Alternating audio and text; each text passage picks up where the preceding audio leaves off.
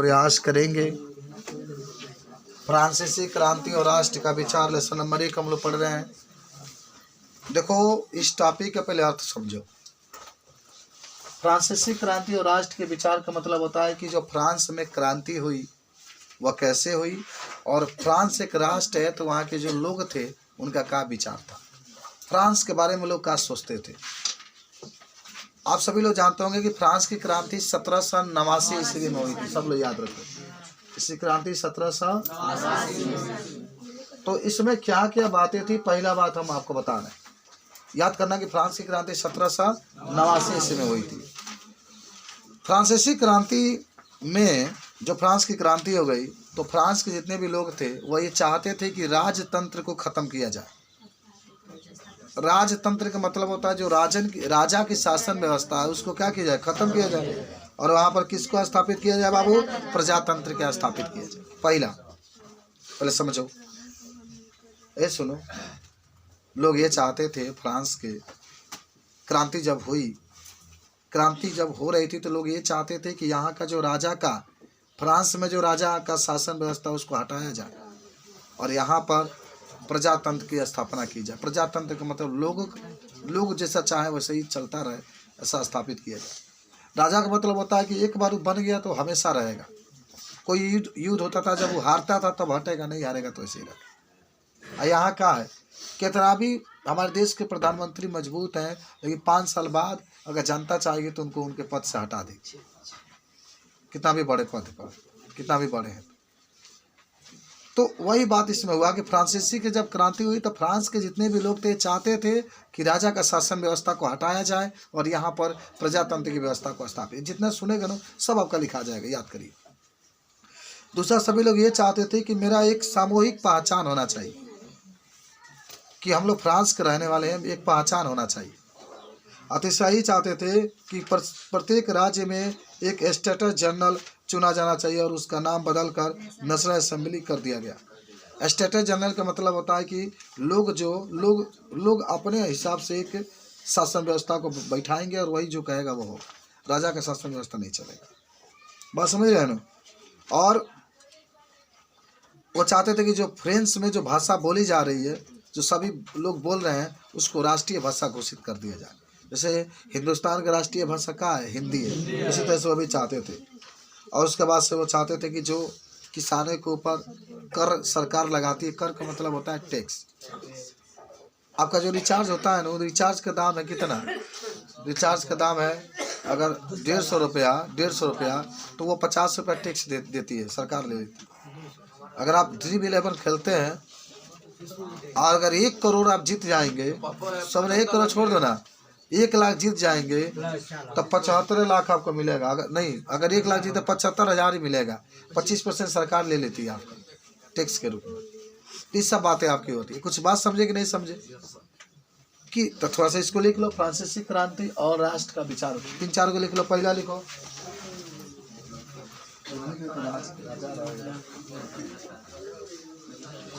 लिखो, फ्रांस के क्रांति में लोग चाहते थे, मैं बोलता हूँ लिख लेना। फ्रांस की क्रांति में लोग चाहते थे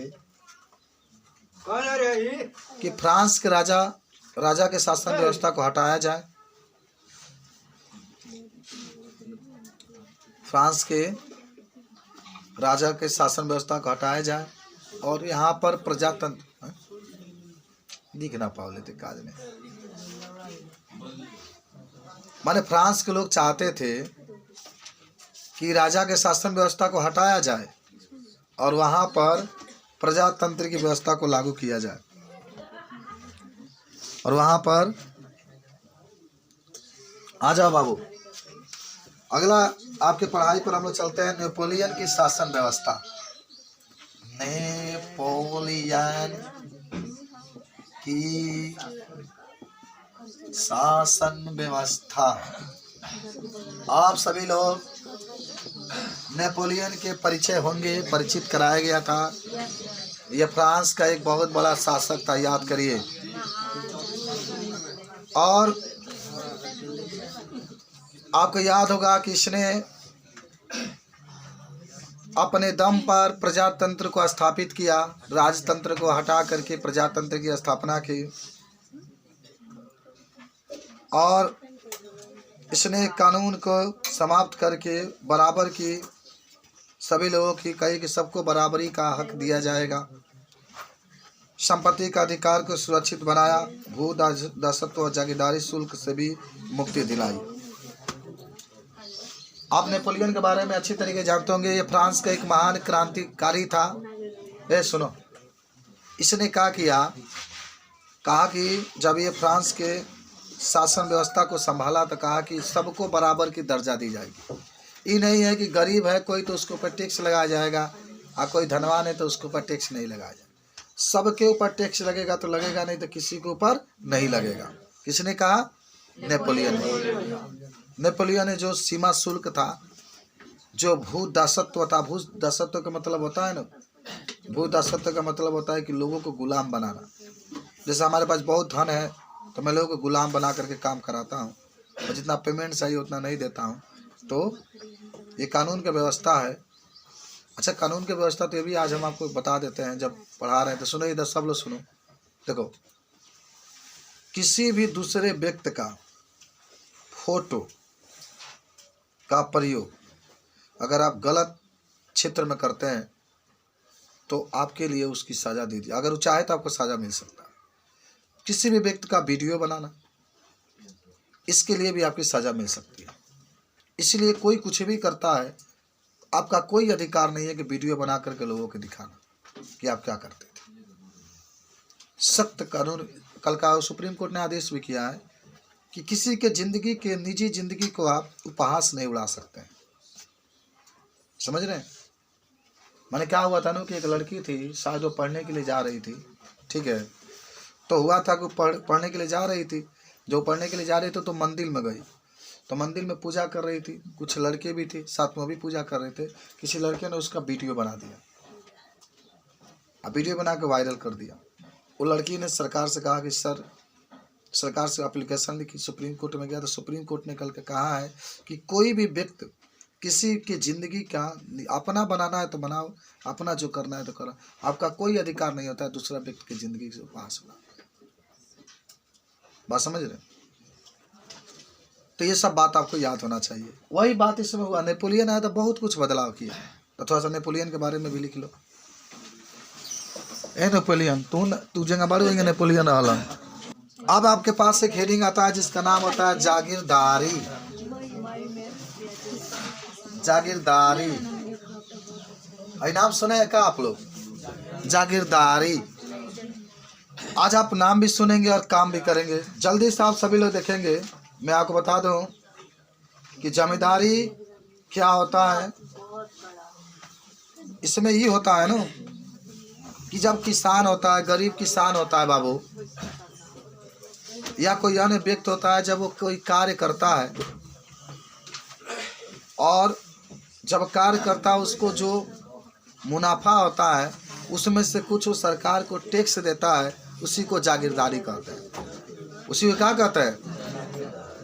जैसे कोई किसान है, अपने खेत में बोया है, अब तो नहीं, अब तो ख़त्म हो गया। खेत में उसके 10 कुंटल अनाज हुए तो सरकार के आदमी आते थे, 2 कुंटल अनाज ले लेते थे ज़बरदस्ती कर के रूप में कि सरकार का खेत है 2 कुंटल।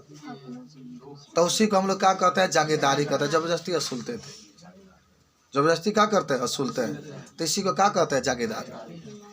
और अभी आप नहीं देखे कि मैंने कहा था ड्रीम 11 में 1 लाख जीतते हैं तो 75,000 मिलता है, 25,000 ले लेता है। तो 25,000 जो दिया उसी को क्या कहते हैं? जागीरदारी। समझे जागीरदारी? तो लिख लो जागीरदारी में सब लोग जल्दी से निकलेंगे। देखेंगे जब किसान और उद्योगपति नहीं पति, जब किसान या उद्योगपति अपने सामान को या वस्तुओं को तैयार करते हैं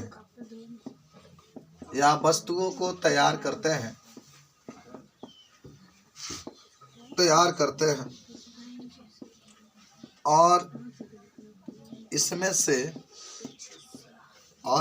से कुछ हिस्सा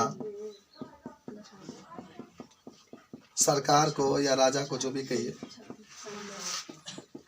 कुछ हिस्सा सरकार को कर के रूप में दे देते हैं। कर मैं जानता हूँ, टैक्स, कर के रूप में दे देते हैं, तो उसे जागीरदारी कहते हैं। तो आपको सामाजिक समझ में आ रहा है? बोलो, जागीरदारी कहते हैं। सरकार को जो आप टैक्स देते हैं वही जागीरदारी होती है, याद करना।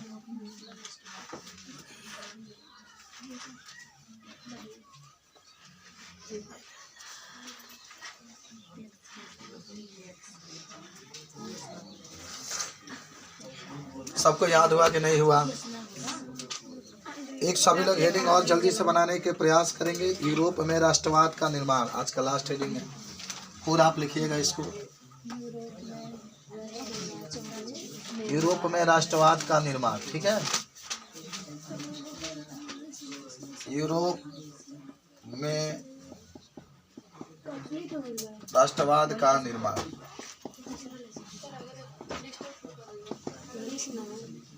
यूरोप में राष्ट्रवाद का निर्माण। सब लोग सुनो, यूरोप में कई देश सम्मिलित थे। अपने आप से इसको लिखना है, समझो। यूरोप में कई देश सम्मिलित थे। सभी देश के लोग अलग अलग भाषा बोलते थे। Yes sir. आज जब सभी देश के लोग एक साथ मिले और अपने अपने विचारों को जब मिलाए, तो उसी से यूरोप का राष्ट्रवाद का क्या हुआ? निर्माण। राष्ट्रवाद का मतलब क्या होता है? अपने देश से प्यार करना। यूरोप में जितने देश थे, जर्मनी अपने के लिए घमंड करता था कि मेरे पास ये है, वो अपने के लिए करता था, वो अपने के लिए करता। लेकिन एक साथ सभी काहे कॉपियाँ रख ली? तुम्हारा पढ़ाई बहुत खराब है ना। लिख लेंगे सर। ठीक है, कल लिख के दिखाना, पहले तुम्हारा कॉपी जांच होगी। चलो, तो यूरोप में जितने देश थे, सभी देश का थे, अलग अलग भाषा बोलते थे। लेकिन जब एक साथ वो मिले, तो मिलने के बाद अपने अपने विचारों को एक साथ मिलाए, अपने अपने भाषा को एक साथ मिलाए, और सब एक दूसरे से मिल गए। तो इसी को कहते हैं यूरोप में राष्ट्रवाद का लिखा जाएगा सब लोग। ठीक है, तो आज के लिए इतना रहने देते हैं। कॉपी दे दीजिए।